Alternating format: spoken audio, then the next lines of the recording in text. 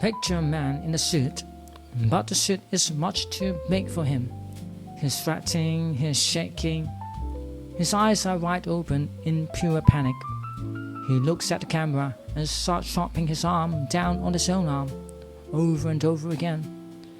He asks a question that strikes a deep, cold fear into the heart of every adult watching. Well, how did I get here? This is David Byrne in 1980. The band is Talking Heads. The song is Once in a Lifetime. When this song first played on the television, people laughed. They thought it was a joke. They thought it was just another weird pop music video. But they were wrong. This was not a joke. This was a medical diagnosis. Talking Heads did not just write a pop album with their 1980 masterpiece, Remaining Light. They created a perfectly accurate map of modern nervous anxiety. Long before smartphones, long before constant email alerts, and long before the 24-hour news cycle, this band recorded the exact sound of a human brain having a breakdown in the middle of the busy city. How did 4 art students manage to predict the crushing mental pressure of the modern world? To understand the panic, we must first look at the city that built the band. The year is 1980. We are in New York City. The city is a mess. It's completely broken. Crime is at a record high. Garbage is piling up on the streets. But at the exact same time, a massive cultural and economic shift is happening. The wild, dirty days of the 1970s are ending. A new era is beginning. It's the dawn of extreme corporate capitalism. The new American message is very clear. Work hard. Climb the corporate ladder. Buy a big car. Buy a house with a green lawn. Get married. Be normal. Be successful. But there is a heavy cost to this new dream. Life in the city is speeding up to a dangerous level. People are moving faster, talking faster, and consuming more information than ever before. Cable television is bringing dozens of channels into the living room. Advertisements are screaming at you from every corner. Buy this, eat this, look like this. Imagine walking down a busy street in Manhattan in 1980. Sirens are crying in the distance. Taxis are honking. Hundreds of people are rushing past you, staring straight ahead. You are surrounded by millions of people, but you are completely alone. There is a constant low humming noise in your ears. It is the sound of a society moving so fast that it is slowly losing control. This is the birth of the modern urbanite. The modern urbanite is someone who has a good job and a nice apartment, but cannot sleep at night. They have a constant tightness in their chest. They are terrified that they are wasting their life, but they are too busy to stop and fix it. They are living on pure, nervous energy. This was the world David Byrne and Talking Heads lived in. They did not want to write songs about holding hands or going to parties. They wanted to capture that tightness in their chests. They wanted to record the sound of the panic. But capturing panic on a record is not easy. By late 1979, Talking Heads were exhausted. They were tired of each other. They were tired of the traditional rock music format of guitar, bass, and drums. They felt trapped.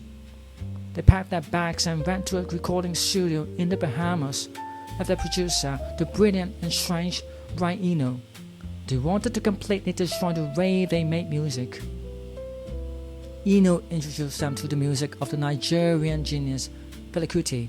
They listened to an African Afrobeat. This music did not use normal Western chords. Instead, it used polyrhythms. Think about a polyrhythm like this. Imagine one person is hitting a drum in a steady slow beat.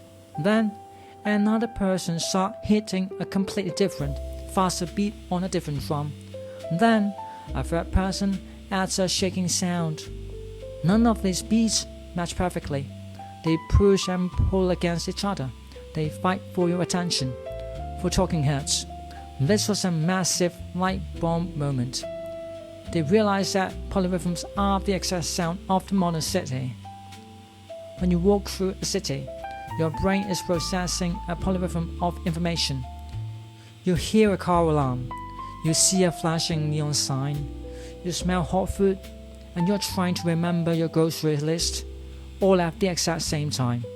It's a beautiful, confusing mess.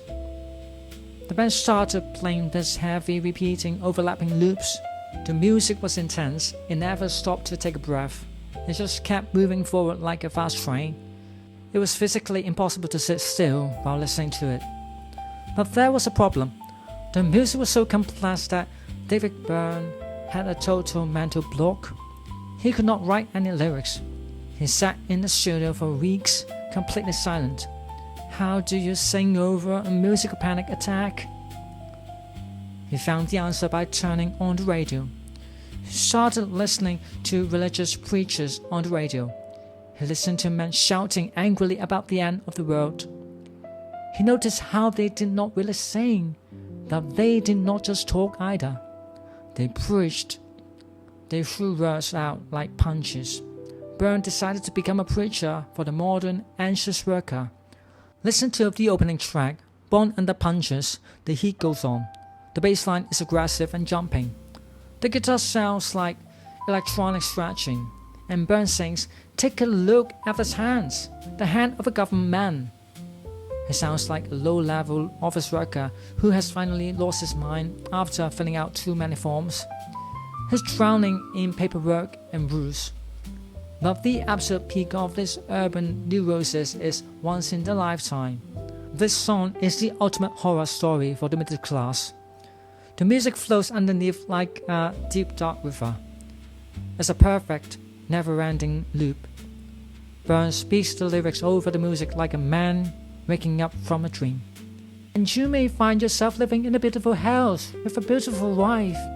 And you may ask yourself, well, how did I get here? He's describing the horror of living on autopilot. You follow all the rules of society. You got the job, you got the house, you got the family. But you were sleepwalking the whole time. You wake up at age 40, look around your expensive living room, and realize you feel absolutely nothing. You do not know who you are. The chorus explodes with the lines, "Letting the days go by, let the water hold me down." Water is a powerful symbol here. It represents the endless flow of time, the flow of information, the flow of daily responsibilities. You cannot fight the water. It just washes over you, day after day, year after year. Remaining Light is brilliant because it mixes the joyful dancing energy of African rhythms with the cold, dark fear of Western capitalism. Your feet want to dance, but your brain wants to scream. It is the perfect musical mirror for the society that is working itself to death while trying to look happy. More than 40 years have passed since Remain in Light was released. The big strange suits of the 1980s are gone. But the nervous anxiety? That never left. In fact, it has only grown stronger. David Byrne was terrified by the speed of life in 1980. Imagine what he would think of our world today. We now carry the noise of the entire planet in our pockets. We wake up to 50 emails, watch a war happen in real time on our morning train ride. We measure our personal value by how many strangers click a button on our photos, living in a constant state of polyrhythmic tension. Our minds are split into a dozen different directions every single minute of the day. We are exhausted, but we are terrified of doing nothing. The genius of Talking Heads was that they did not offer a cure for the panic. They simply held up a mirror and said, "Yes, you are losing your mind, and so are we." Perhaps that's the only comfort we can find in the modern age. When the noise gets too loud, when the pressure of the city feels like it's crushing your chest, you have to accept the chaos. You have to realize that the water will keep flowing, whether you fight it or not. The days will go by. We are all just trying to keep our heads above the surface, asking ourselves in the quiet of the night exactly how we got here.